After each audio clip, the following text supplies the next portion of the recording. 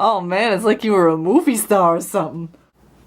Are you a Catcher in the Rye? I think you would like that book a lot. I filmed this video at least 3 times, and each time has been a failure because either I'm standing somewhere incorrect or the lighting's incorrect, or fucking my computer just isn't about this business because it's like, hey Sam, you're only making these videos for like 10 people, what are you doing? And I'm like, hey, fuck you. And I disappoint my parents further.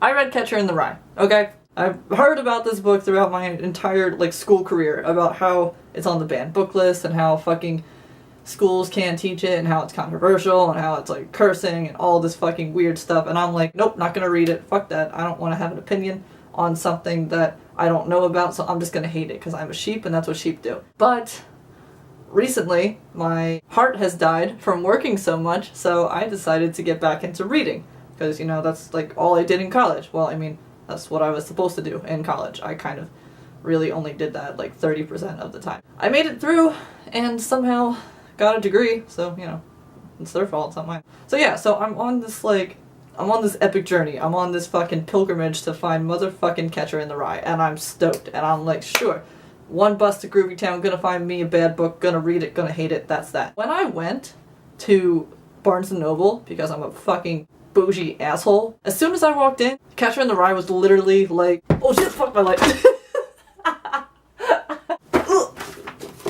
I did it.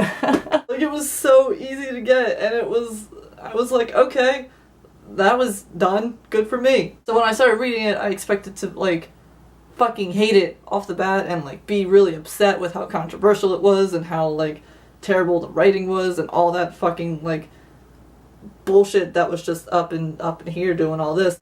But it really wasn't awful. It was actually really great, and I kind of really super enjoyed it a lot. Alright, Haiti, this is what we do here. Take a little sip. Take a little sip of road. Sip it away.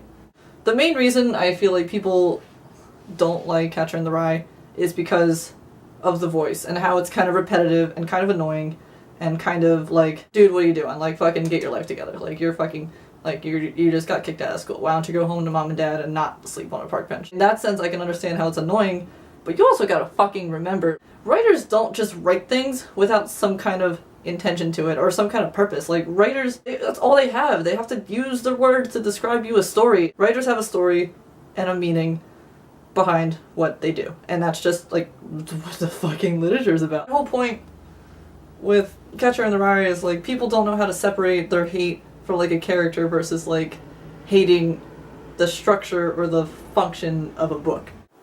Come on, spit your food into my mouth. I mean, you can also do that, but spit your food in my hand.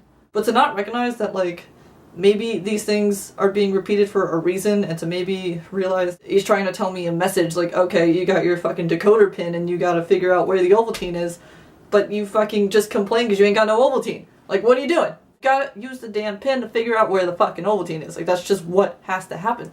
And little Haiti Colfinson, Haiti Christiansfield, Holy Christianfeld. I just kicked off another year of my mom's life.